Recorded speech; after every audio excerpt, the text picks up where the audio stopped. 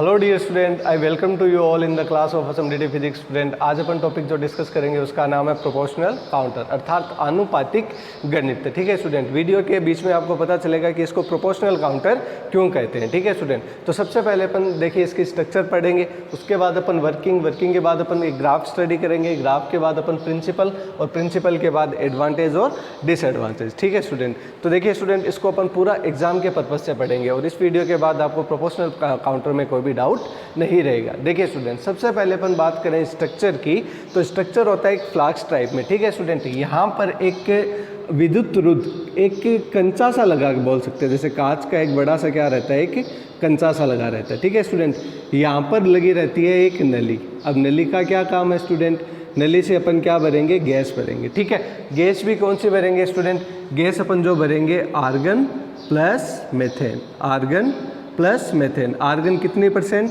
90%, methane कितनी percent, 10%। अब methane 10% क्यों मिलाते हैं, इसका भी रीज़न है, अभी अपन आगे बताएंगे। ठीक है स्टूडेंट, तो यहाँ पे कांच की नली, ठीक है, नली से अपन क्या भर देंगे, यहाँ पर गैस भर देंगे। ठीक है, फिर स्टूडेंट यहाँ पर जो लगी रहती है, देखो आप जो थोड़ा सा एक मुड़ा हुआ भाग देख रहे हो, ये एक जाली का भाग रहता है स्टूडेंट। यहाँ पे लगी रहती है एक जाली, जिसके थ्रू आप कोई विकिरण इंसिडेंट करवा सकते हो। कोई भी पार्टिकल, जैसे आपको बीटा पार्टिकल्स इंसिडेंट करवाने हैं तो आप उस जाली से आप क्या कर सकते हो, इसमें इंटर करवा सकते हो। ठीक है स्टूडेंट, तो यहाँ पर एक लगा रहता है स्टूडेंट प्रतिरोध और यहाँ पे लगा रहता है एक कैपेसिटर। ठीक है स्टूडेंट, यहाँ पे प्लस वोल्टेज होता है और यहाँ पे अपन ने माइनस कर दिया, तो ग्राउंड कर दिया, तो यहाँ पे हो गया माइनस का वोल्टेज। ठीक है स्टूडेंट, दो प्रकार की नली है स्टूडेंट। यहाँ पर एक क्या लगा रहता है, तार लटका रहता है, इस तार को ये अपन क्या बोलते हैं, एनोड।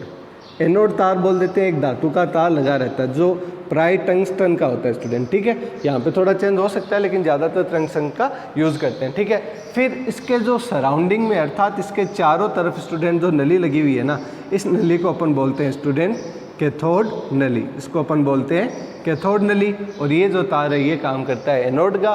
दैट मीन्स स्टूडेंट यदि सिंपल वर्ड में अपन बात करें तो ये तो पॉजिटिव का काम करेगा और ये नेगेटिव का काम करेगा। तो ये थी स्ट्रक्चर। कैपेसिटर आप जान ही गए, रेजिस्टेंस आप जानते ही हो। ठीक है, तो इसमें ज़्यादा कुछ है नहीं। तो अब अपन बात करते हैं स्टूडेंट थोड़ी सी इसकी वर्किंग कैसे रहती है। ठीक है स्टूडेंट, तो वर्किंग को स्टार्ट करने से पहले एक छोटी सी अपन बात करते हैं कि देखिए ये जो प्रोपोर्शनल काउंटर है स्टूडेंट, ये क्या करता है कि लो और हाई दोनों ही चार्ज पार्टिकल को क्या करता है, डिटेक्ट करता है, और गामा किरण, एक्स किरण को भी क्या करता है, डिटेक्ट करता है। तो स्टूडेंट ये सब कुछ होने के लिए तो सबसे पहले क्या चीज़ ज़रूरत रहती है कि जो भी वो आप रेडिएशन है, पार्टिकल है, वो क्या करने चाहिए, मतलब एक हमारे अपरेटस में आने चाहिए। तो जाली से क्या करते हैं स्टूडेंट, या जो भी पार्टिकल्स या रेडिएशन है वो करेगी इंटर। ठीक है, जाली से इस अपरेटस में क्या करेगी, इंटर। अब इंटर करने के बाद दो कंडीशन होगी स्टूडेंट। पहली कंडीशन क्या होगी कि जो भी मान लीजिए कि जब गामा रे आई, ठीक है, आप क्या करवा रहे हो, गामा रे इंसिडेंट करा रहे हो। ठीक है, तो गामा रे के पार्टिकल सबसे पहले जो मेथेन और आर्गन गैस भरी हुई है उससे क्या करेंगे, इंटरेक्ट करेंगे। तो इस गैस को क्या कर देंगे, चार्ज कर देंगे, या क्या कर देंगे, आयनित कर देंगे। ठीक है स्टूडेंट, आयनित करेंगे तो क्या होगा, जैसे मान लीजिए कि एक गामा रे का पार्टिकल ये आया, आर्गन और मेथेन गैस का कोई, जैसे मान लीजिए कि एक परमाणु था ऐसे, ठीक है, इसके आउटर मोस्ट सेल में क्या थे, इलेक्ट्रॉन से, उससे क्या करेगा स्टूडेंट, कोलिजन करेगा। तो यहाँ से इलेक्ट्रॉन को क्या कर देगा, फ्री कर देगा। तो एक इलेक्ट्रॉन जब निकल जाएगा तो ये तो क्या बन गया, पॉजिटिव आयन, और ये क्या बन गया, नेगेटिव आयन। अब स्टूडेंट क्या है कि यहाँ पे अपन जो वोल्टेज अप्लाई करते हैं ना, वह वोल्टेज 100 से लेकर 1000 वोल्ट के बीच में होता है। ठीक है स्टूडेंट, तो जो वोल्टेज रहता है वो लगभग कितना मान सकते हैं अपन, 1000 वोल्ट। ठीक है, इतना हाई वोल्टेज जब होगा स्टूडेंट, तब ये इलेक्ट्रॉन एक्साइटेड होके आपस बताओ एनोड की तरफ जाएगा या कैथोड की तरफ। एनोड पॉजिटिव है तो एनोड की तरफ जाएगा। तो एनोड की तरफ जब जा रहा होगा हाई स्पीड के साथ, तो इसको बीच में वापस कौन से पार्टिकल्स मिलेंगे, इसको वापस मिलेंगे आर्गन और मेथेन के गैस के पार्टिकल्स मिलेंगे। तो इनसे वह वापस क्या करेगा, कोलिजन करेगा। कोलिजन जब करेगा तो वापस क्या कर देगा, सेकेंडरी इलेक्ट्रॉन्स को क्या कर देगा, इमिट कर देगा। इसके कारण क्या होगा स्टूडेंट, एक प्रकार का एवलांस होगा, अर्थात भंजन होगा। भंजन का मतलब बहुत सारे इलेक्ट्रॉन्स का निकलना। ठीक है, आप समझ पा रहे हो ना। इसका मतलब ये इलेक्ट्रॉन जब यहाँ से टक्कर करेगा तो इसके वही बात, ऐसे परमाणु यहाँ पे रहेंगे तो एक इलेक्ट्रॉन को क्या कर देगा, फ्री कर देगा। तो ये तो कौन सा इलेक्ट्रॉन हो गया स्टूडेंट, यहाँ से जो निकला ये तो हो गया प्राइमरी, ठीक है, और यहाँ पे जो निकला ये हो गया सेकेंडरी। ये कौन सा हो गया स्टूडेंट, सेकेंडरी इलेक्ट्रॉन। तो इसका मतलब एक इलेक्ट्रॉन आगे से आगे इलेक्ट्रॉन्स को क्या करेगा, प्रोड्यूस करेगा। तो इसको प्रोड्यूस करना मतलब एक प्रकार का गुणन होगा। तो इस गुणन को ये अपन क्या कहते हैं, गुणन कारक कहते हैं। एक मल्टीप्लिकेशन फैक्टर होता है स्टूडेंट जिसको अपन बोलते हैं गुणन कारक, ठीक है। अर्थात एक इलेक्ट्रॉन और नए कितने इलेक्ट्रॉन को पैदा कर सकता है। और प्रोपोर्शनल काउंटर के लिए स्टूडेंट जो गुणन कारक होता है उसकी वैल्यू यदि मैं आपको बताऊं तो उसकी वैल्यू होती है 10 से लेकर 10 की घात 3। ये बहुत बड़ा अमाउंट है स्टूडेंट। अर्थात एक इलेक्ट्रॉन कम से कम 10 और ज़्यादा से ज़्यादा स्टूडेंट 1000 इलेक्ट्रॉन्स को भी क्या कर सकता है, प्रोड्यूस करता है। अर्थात नए इलेक्ट्रॉन्स को क्या कर सकता है, जनरेट कर सकता है। तो अब आप सोचो स्टूडेंट, इतने ज़्यादा इलेक्ट्रॉन्स को यदि जनरेट करेगा, ठीक है, तो हमारे पास वोल्टेज बढ़ाने पर सीधे सी बात है धारा का मान क्या होगा, बढ़ेगा। इसीलिए प्रोपोर्शनल काउंटर का ग्राफ वोल्टेज बढ़ाने से करंट की वैल्यू आपको बढ़ती हुई दिखाई देती है, ठीक है स्टूडेंट। अब तो रही है बात। दूसरी बात मैंने कहा था कि इसमें अपन 10% क्या करते हैं, मेथेन मिलाते हैं। 10% क्या करते हैं, मेथेन मिलाते हैं। इसका कारण स्टूडेंट ये होता है कि जैसे मान लीजिए कि एक इलेक्ट्रॉन यदि 1000 नए इलेक्ट्रॉन्स को पैदा कर रहा है, तो मान लीजिए कि कम से कम 1000 इलेक्ट्रॉन पैदा हो गए, तो उनको फिर 1000 × 1000 करो, तो मतलब इतने ज़्यादा इलेक्ट्रॉन्स यदि पैदा हो गए तो हमारे अपरेटस में क्या स्टार्ट हो जाएगा स्टूडेंट, स्पार्किंग। क्या स्टार्ट हो जाएगी, स्पार्किंग। अब इस स्पार्किंग को रोकने के लिए अपन क्या करते हैं, 10% इसमें मेथेन को क्या करते हैं, इंक्लूड करते हैं। मेथेन क्या करेगी स्टूडेंट, जो सेकेंडरी इलेक्ट्रॉन्स बन रहे हैं, ठीक है, उनको कम करने की क्या करेगी, कोशिश करेगी कि भाई सेकेंडरी इलेक्ट्रॉन तो चाहे बन जाए, पर ये जो सेकेंडरी इलेक्ट्रॉन बना, वोल्टेज तो हाई लगा रखा है अपने, है ना, तो उस हाई वोल्टेज के थ्रू कहीं सेकेंडरी इलेक्ट्रॉन वापस नए इलेक्ट्रॉन को क्या ना कर दे, पैदा ना कर दे। इसलिए अपन स्टूडेंट इसमें 10% क्या मिलाते हैं, मेथेन मिलाते हैं, ताकि जो सेकेंडरी इलेक्ट्रॉन है उनको ये क्या कर सके, एब्जॉर्ब कर सके। तो इनको एब्जॉर्ब जब कर लेगा स्टूडेंट, तो हमारे पास सेकेंडरी जो इलेक्ट्रॉन्स है वो आगे क्या नहीं करेंगे, इलेक्ट्रॉन्स को नहीं बनाएंगे। तो इलेक्ट्रॉन्स को जब नहीं बनाएंगे तो अपन एक लिमिटेड अपन को क्या मिलती रहेगी, करंट मिलती रहेगी, जिसके थ्रू अपन क्या कर सकते हैं, आसानी से स्टडी कर सकते हैं, ठीक है। तो ये तो रहा स्टूडेंट इसकी वर्किंग के बाद अब अपन थोड़ा कुछ कैलकुलेशन के पार्ट है वो अपन डिस्कस कर लेते हैं, और एडवांटेज और डिसएडवांटेज अपन देख लेते हैं, ठीक है स्टूडेंट। तो देखिए आइए, सबसे पहले अपन बात करें, एक फॉर्मूला लिखा हुआ है स्टूडेंट,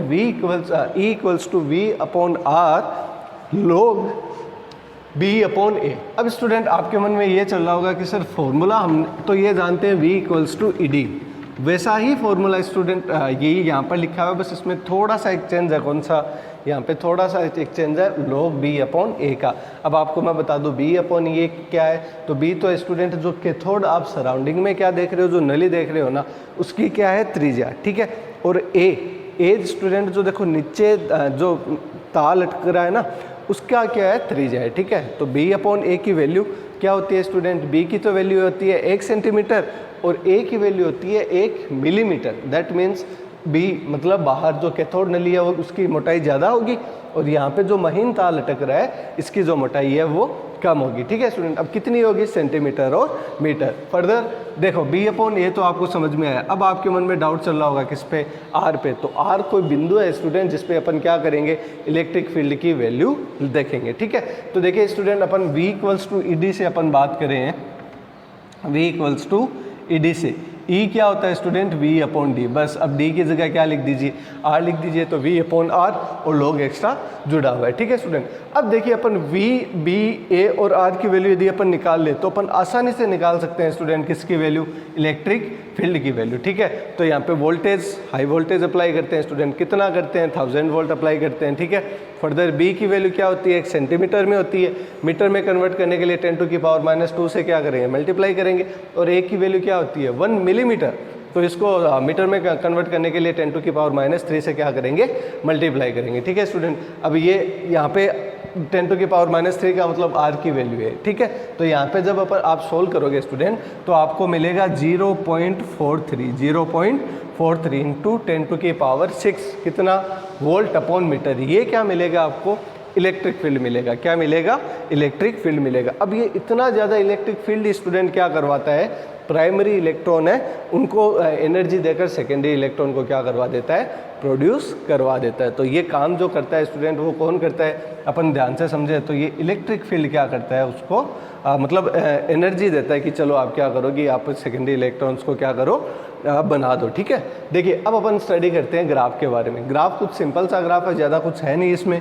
ये वोल्टेज है, नेगेटिव वोल्टेज, और यहाँ पे है टाइम पीरियड। ठीक है, तो देखिए जैसे ही 0 से कुछ सेकेंड में ही वोल्टेज अपनी मैक्सिमम वैल्यू को क्या कर लेता है, प्राप्त कर लेता है। यहाँ पे माइनस का मतलब नेगेटिव वोल्टेज है, मैक्सिमम वैल्यू कुछ ही सेकंड में क्या कर लेता है, प्राप्त कर लेता है, और फिर क्या हो जाता है, कॉन्स्टेंट हो जाता है। तो ये 3 वैल्यू के लिए पहले तो tau equals to 40 micro second, tau equals to 100 micro second, और टो इक्वल्स टू इन्फिनिटी। ठीक है, जहाँ पे टो क्या है स्टूडेंट, कला नियतांक है या टाइम कॉन्स्टेंट है। ठीक है, अब अपन बात करते हैं स्टूडेंट इसके एडवांटेज क्या है, डिसएडवांटेज क्या है। ठीक है, तो देखिए एडवांटेज की मैं बात करूं स्टूडेंट, तो इसके द्वारा आप कुछ अल्प विभेदी विकिरण, मतलब जिनमें आप विभेद बहुत थोड़ा सा कर सकते हो। जैसे मान लीजिए मैं आपको एग्जांपल से बताऊं कि 2 विकिरण है, गामा रेज है और मान लीजिए कि कुछ अल्फा रे है, ठीक है, या एक्स रे है। ठीक है, अब गामा रे और एक्स रे में बहुत ज़्यादा डिफरेंस नहीं है, बहुत सिमिलर है। एक एग्जांपल से समझा रहा हूँ, तो आप क्या नहीं कर सकते, उनमें डिफरेंस नहीं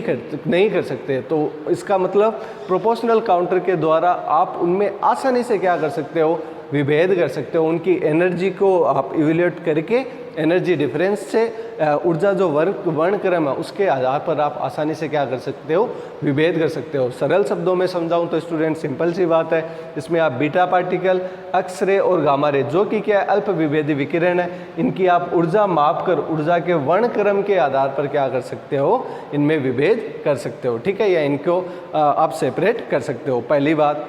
दूसरी बात स्टूडेंट क्या है कि ये लो आयोनाइजिंग चार्ज पार्टिकल को भी क्या कर सकती है, डिटेक्ट कर सकती है। लो आयोनाइजिंग चार्ज पार्टिकल कौन से हो गए student, for example beta particles, अर्थात ये बीटा पार्टिकल्स को भी क्या कर सकती है, विभेद कर सकता है। कौन, प्रोपोर्शनल काउंटर। और ये इसका प्लस पॉइंट है। पहला प्लस पॉइंट क्या है कि अल्प विभेदी विकिरण, अर्थात इनमें आप विभेद बहुत अल्प कर पाते हो। For example beta, x ray, gamma ray, इनको भी आप क्या कर सकते हो, सेपरेट कर सकते हो। आप पहले क्या करोगे, आप इनकी एनर्जी मापोगे, एनर्जी माप के इनका क्या बनाओगे, ऊर्जा का वर्णक्रम। ठीक है, अर्थात स्पेक्ट्रम, एनर्जी स्पेक्ट्रम, इसके आधार पर आप सेपरेट कर सकते हो, पहली बात। दूसरी बात, प्रोपोर्शनल काउंटर के द्वारा आप लो एनर्जी पार्टिकल अर्थात बीटा पार्टिकल्स को भी क्या कर सकते हो, डिटेक्ट कर सकते हो, जबकि आयोनाइजेशन चैम्बर में ऐसा नहीं होता था। आयोनाइजेशन चैम्बर केवल हाई आयोनाइजिंग पावर वाले पार्टिकल्स को ही क्या करता था, डिटेक्ट करता था। अब हाई आयोनाइजिंग चार्ज पार्टिकल क्या होते हैं स्टूडेंट, वे पार्टिकल जो किसी चैम्बर में जाने के बाद जो आयोनाइजन करते हैं, अर्थात जो गैस का आयनन करते हैं, वो बहुत ताकत के साथ करते हैं, अर्थात मतलब बहुत अधिक क्या करते हैं, उसको आयोनाइज करते हैं। ठीक है, उसके बाद अल्फा पार्टिकल को भी क्या करता है, डिटेक्ट करता है। ये बहुत ज़रूरी चीज़ है, क्योंकि अल्फा पार्टिकल कौन से हैं, हाई आयोनाइजिंग चार्ज पार्टिकल है। ठीक है, उनको भी क्या कर सकता है, डिटेक्ट करता है। That means proportional counter multipurpose हो गया, लो को भी डिटेक्ट कर देगा और हाई को भी क्या कर देगा, डिटेक्ट कर देगा। तो ये क्या बन रहे हैं, इसके एडवांटेज बन रहे हैं। ठीक है, अब न्यूट्रॉन को भी क्या करता है, डिटेक्ट करता है। तो मतलब alpha particle, neutrons, beta particles, gamma ray, X ray, इन सब को डिटेक्ट कर सकता है कौन, प्रोपोर्शनल काउंटर। ठीक है स्टूडेंट, बस थोड़ा सा माइनस फैक्टर क्या है इसका, कि आपको उस पर वोल्टेज क्या रखना पड़ता है, कांस्टेंट बनाए रखना पड़ता है। ठीक है, बस इतना इसका क्या एक ड्रॉबैक है, या आप बोल सकते हो कि डिसएडवांटेज है। ठीक है स्टूडेंट, तो ये था कंप्लीट वीडियो प्रोपोर्शनल काउंटर पे।